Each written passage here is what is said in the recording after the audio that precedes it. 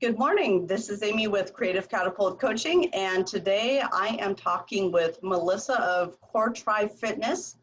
And today I'm venturing out on my own without my co-host Lindsay, so we'll see how this goes. And Melissa, can you tell us a little bit about who you are and why you're doing what you're doing?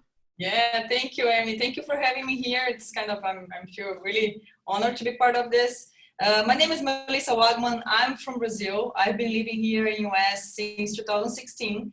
I'm a personal trainer, also a nutritional coach, and I've been in love with sports and fitness all my life. At the same time, I struggle a lot with my body composition and my fitness goals. So I love to help people with this because it's something that I feel myself, and I love to help others to find their balance as well. So thank you for having me here. And I've been coaching you. That's true. Melissa and I have been working together for what, about 6 months now? Yeah, more or less. Mostly with Lumen on and trying to figure out what kind of foods that I can eat to help sort of regulate my body and brain function. And I don't know if you want to say just a couple words about that, and then we can switch gears and talk about exercise and ADHD, which is what I was really kind of planning for us to have a little bit of a conversation around. Nice. Yeah, just a little bit about Lumen. Lumen is a device that can measure the metabolism real time, and Amy has been using for the last 6 months or 8 months, more or less. And the deal is to understand how your body, specifically, that is unique, processes the energy. So the idea is to learn and to become more efficient in the energy processing, like carbs and fats, and make your body understand or teach your body how to deal with these different sources of energy. This is the deal. But just a little bit about Lumen and about what I've been doing lately. Let's talk about exercises and. Although I'm going to take 1 second and loop back around. And can you talk about how protein fits into that? Because there's a lot of research and general people knowledge. My words are not working as well as I'd like, but the protein is really important for people with ADHD. So how does protein fit in with the fat and the carbs and the metabolism? Okay, this is something I love to talk about it. I love to talk about this because people are, in general, people are eating less protein they should. And the protein is the blocks, is the foundation of our body. So we use protein to build bones, muscles, tissues, but also neurotransmitters, hormones, and use protein for the brain. So it's vital that you regulate the amount of protein you have intaking daily. And there's a lot of controversy among the studies how much we should eat daily. So there is a study, or if you go for this kind of safe path, we would say 0.85 grams per kilo per day. Sorry, I'm Brazilian. I will talk about kilos, not pounds. But this is my brain working. But I recommend to my clients 2 grams is more than double than the safe.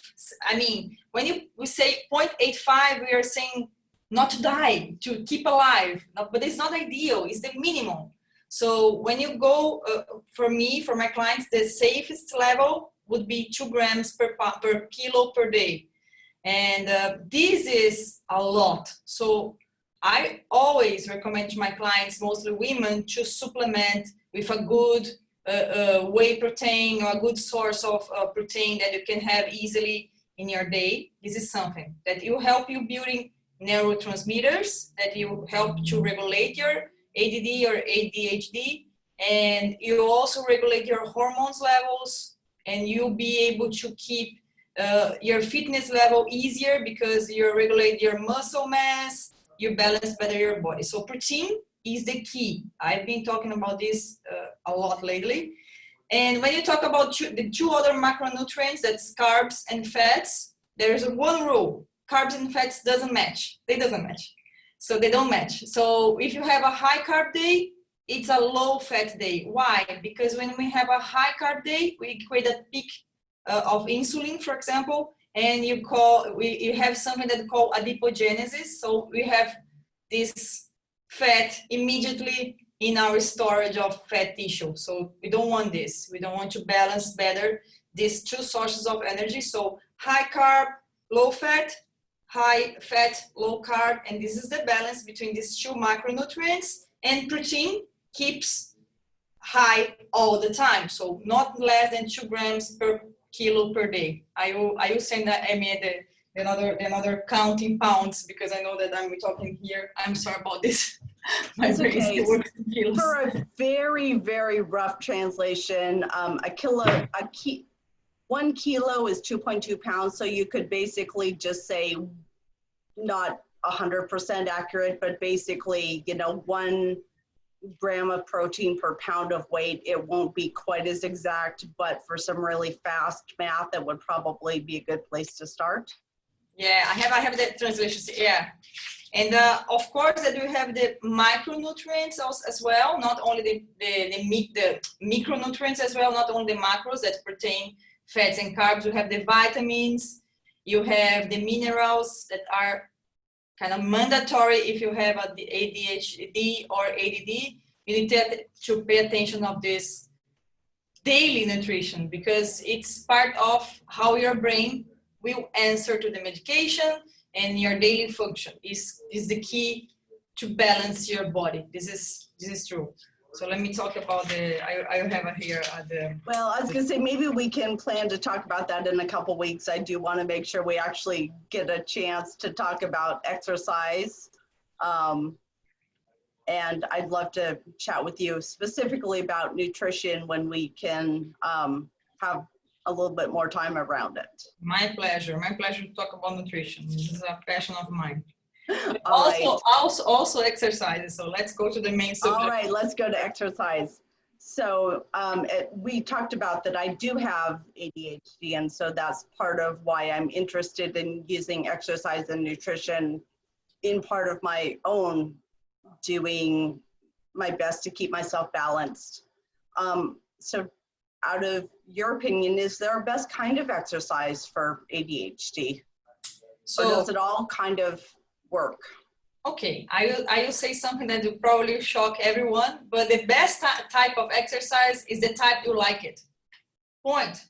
Period. Why? Because the kind of exercise you like it, you keep you doing it. You keep into this activity more than a type that, it's just good for the ADHD and ADHD, but I don't like it. It's like, let's say, fight or martial arts sports activities are awesome because you work concentration, you work discipline. It's a lot of techniques that make your mind be more focused. But if you don't like this kind of activity, it's not the kind of activity I would recommend for a person with the disorder. So the type of activity you should choose if you have any type of disorder, or if you need to have this exercise routine as mandatory in your life to improve your well-being, is an activity you like.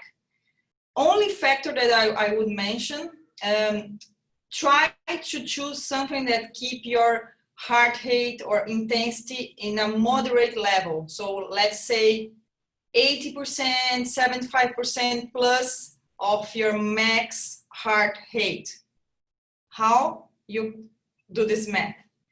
Simple account, 220 less your age is a simple math to calculate your max heart rate. So this will be kind of a rule of thumb calculation. Of course, that everyone is different, but this is a way that you can use to simplify this mathematics part of the exercise. So let's keep 75 to 85% of your max heart rate would be a good activity for you. So example, a power walking, running, cycling, swimming, yoga, but with a little bit more intensity.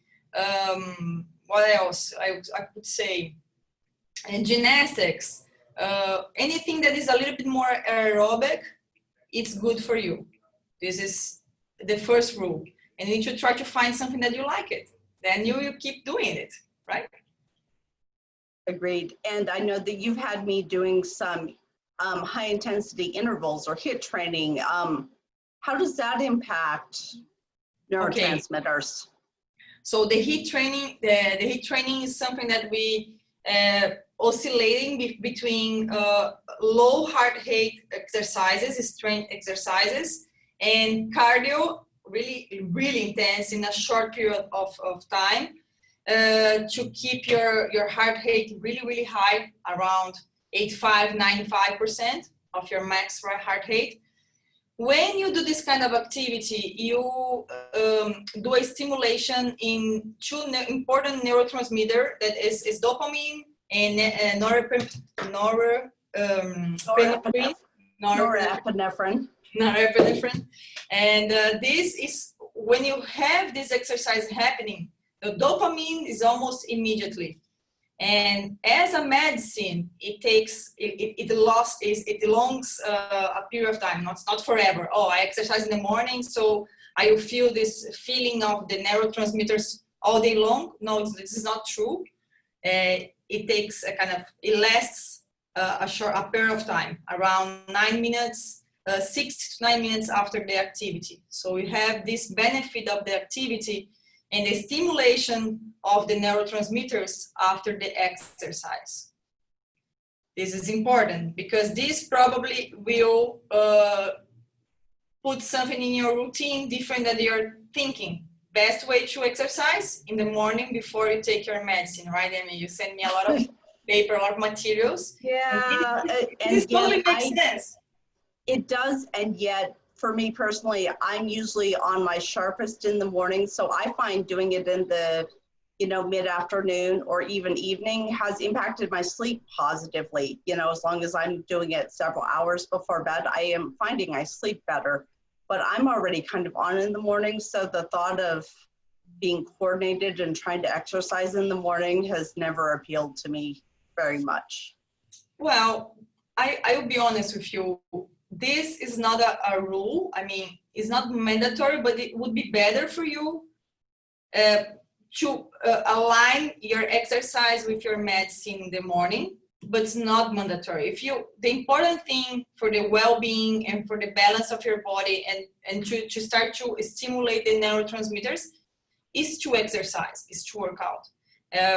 If it's better for you to work out during the night, again, it's the same rule. Which exercise is better? It's better do or make the exercise instead of not do anything. So what I would recommend for a person that's not able to wake up with the disposition, or I don't want to work out in the morning, I don't feel good, I don't feel energized. After lunch is a good option as well. And before go to sleep. But before go to sleep, there are some people that you need to test yourself, because there are some people, they feel really stimulated about the endorphin and the dopamine. Is like a stimulation a lot. They can't sleep. So this is something you need to pay attention, because if the activity is too intense before go to bed, probably you need more time to relax. So I would recommend a relaxation or a meditation after this exercise to calm a little bit the body before go to sleep, because there are some people that they can't sleep. My husband is one case. He's every time he goes really intense before go to bed, he is too excited. The endorphin is too much for him, so he can't sleep well. And my advice for you and for everybody that's listening or looking this video is test and pay attention to your feelings. So, okay, I work out in the night and didn't feel super well. My sleep quality was poor. Change your routine. Go to the morning. Do a little bit more effort to work out in the morning. The morning is not working for me. Try after the lunch or before lunch. Find your balance. Everybody's unique. I can't say this is the rule because of this and this factor. Of course, there's the optimum scenario, but it's not works for everyone. Yeah, no, and I've learned that if I don't start, I usually go to bed between 10 and 11. And so if I do it, if I've started by 8, I might be okay, but I might do less, especially if it's the high intensity. Walking doesn't seem to have an impact, but if I'm doing some of the HIIT exercises, I know, well, like last night I was talking on the phone and had every intention of doing it, and pretty soon it was 10 o'clock, and I knew that if I tried to do it then that I wouldn't sleep. So I chose to skip instead of staying awake all night, because sleep is really important in my world. Exactly. And during the sleep, we are restoring a lot of system. We are building the blocks. We are building the blocks in the sleep. So the people, I mean, the majority of people think there is a kind of general rule to follow, to be healthy or to feel good. This is not true. Everyone has some particularities, and you need to pay attention to your body. We are talking about this before this interview begin or start, that Amy, you are super aware about your feelings and emotions. And I think not only people with ADD or ADHD should be aware about this, but everyone should be aware about this. We have a chaotic life. We have a crazy life, a lot of stimulus and a lot of things going on at the same time. You have the cell phone, the computer and the iPad, everything's going on at the same time, and everybody's overwhelmed. So you need to start to internalize and pay attention. Okay, today I ate more protein, how I'm feeling the day after. Oh, today I'll work out in the morning, how I'm feeling, how this workout in the morning affect my body, my mind, my soul, my balance. So the secret here for everyone is to pay attention, internalize your feelings, and read, learn how to read your body, learn how to read how the food is impacting you, how the exercise is impacting you, how your routine is changing your focus or attention. This is key to have a balanced life. So a question for you is, you talk about measuring or paying attention. What kinds of things should somebody look for? Or if you were to give one piece of advice of understanding how to pay attention, what should somebody be looking for? Or what do you suggest to your clients to help them figure out how to learn to pay attention to these things? Okay, first we have some quality factors that are easy to measure. Sleep quality. Did you sleep well or not? So I didn't have a good night. Why? I didn't have a sleep hygiene routine, or I ate late, or I exercise late, or I have a stress. I exchange a stressful message with my boss. What affected your sleep quality? This is easy to. Yeah, so do you recommend that people write this down, or how do you tell people to track it? Okay, regarding nutrition, there's a really simple way to track it down. Take a picture of your plate. Take a picture of everything you're eating during the day, along the day. Take a picture and send to yourself. Or send your buddy, or send to your sister, or your father, or your coach. Send these pictures for anyone or everyone that you want, and start to create this this kind of picture information. And then you remember, oh, okay, I'm feeling I don't feel well, or I'm losing weight, or I'm feeling more energized. Let me see what I've been eating the last 2 days. This is a good way to do it, because I can recommend a lot of different food logs. You have a lot of apps. They're super cool, but it takes time. You need to eat and go to the app and start to find the food and figure out how was the weight of the food you ate. It's not so simple. It takes some time. But with the picture, it's easy. It's there. It's in your photo log, and you can easily. There are some apps actually that you can use to photo log your food. It's amazing. I really recommend. We have this exercise in the beginning. Remember, Amy? Yeah. No, I and do it worked remember. really well. For example, I remember another day you said, oh, I ate a lot of popcorn in the night, and I woke up in a low level burning fat, I say, but you're dealing really well with corn. Remember, in the beginning, you sent me a lot of pictures with some plates with corn, and I remember you're processing really well. So we start to learning, okay, it's a carb, but it's exactly that type of carb is good for your body. Probably the other one, for example, for me, rice doesn't work. Rice doesn't work for me, but I process really well wheat. So we need to learn, and a picture help you to remember what you've been doing. Regarding exercises, you can have a lot of smartwatches. I love mine. Mine is like a super small one, but I use this in my bike and also here. But I have my log. I have it's a Garmin, and I have my log here in my cell phone, and I can remember, oh, how was my pace? How was my heart rate? Because this affects a lot. So I remember when my daughter was 2 years old, she was sleeping kind of horribly. So at the time I was having sleep deprivation, and my performance was terrible. I burned out. I was triathlete and I burned out. But now I know why, because I didn't have enough recovery from my sleep hours. And now I know. And this is simple, but we are so overwhelmed with everything else that we forget to pay attention of these details. Why my work is not function properly or with the full capacity that could be functioned.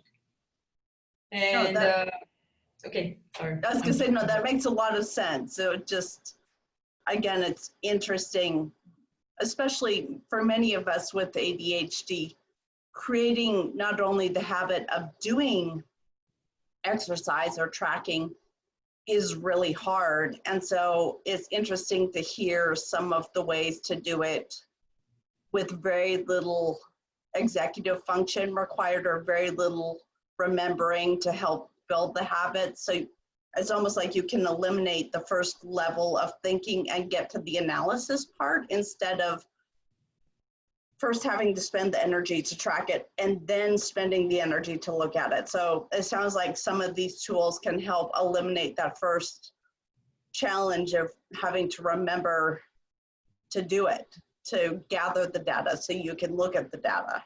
Yeah, exactly. So for you, for everybody that has any challenge like diabetes, ADD, or any kind of disorder that you need to track, I like to recommend a heart rate monitor. This is really, really important for you. Why? Because you want to start to build knowledge about how the intensity of your day, the activity, and how your sleep quality, because when you're sleeping, your rest heart rate, you'll be the lowest, right? You'll be during the sleep time, you'll be in the lowest heart rate possible. So you need to understand how you are improving this heart rate conditioning. Then your body will work better. And when you have this track, simple watch can do this, and you can connect with a simple app automatically. Just hit the play button and it's done. It's cool to see how your body will adapt, and you create the fitness level for your heart rate, for your conditioning, and this affects a lot your well-being, a lot. So probably one last question for you. How do you suggest that somebody who has a hard time developing routine and hates doing the same thing over and over, how do you develop and stick with a routine? Okay, because knowing you need to do it and doing it for those of us with ADHD are not the same thing. I can't tell. I can't imagine. I can't tell because I don't have, but I can imagine that it's hard because it's hard for me to build a routine with a lot of stuff and work with this. I need to be in shape because of my profession. So, and still it's hard. For example, honestly, I don't like to go to the gym. I feel under pressure. I don't like it. I don't like the environment. I don't like the people. I feel everybody's looking at me. I don't like this feeling. I am an outdoor person, kind of for life. I love to swim. I love to run outdoors. but this for me helps a lot. So this is something, if you need to understand if you're building the right routine for you. So you pay the membership of the gym, but if the gym is not place for you, forget it. You'll never be able to build this routine to go to the gym because you hate the gym. How you go force yourself to go to a place that you hate? So first, you need to try to find the right place and the right activity. First secret, first rule. Don't force yourself to build a routine that make you miserable because it's true. And second, you can create some good triggers to help you to create a routine. For example, if you want to start to create the routine to work out in the morning, before go to bed, have your tennis shoes, your workout clothes, your watch, your supplements, everybody set in a bag or set to go change and go to run outside. Prepare everything the night before because it's super hard to hit the alarm, snooze, and wake up. Okay, now I need to find my tennis shoes. Now, oh, where is my supplement? Where's my water bottle? Don't forget it. So you need to create these 5 minutes. I just post something about this in my Instagram.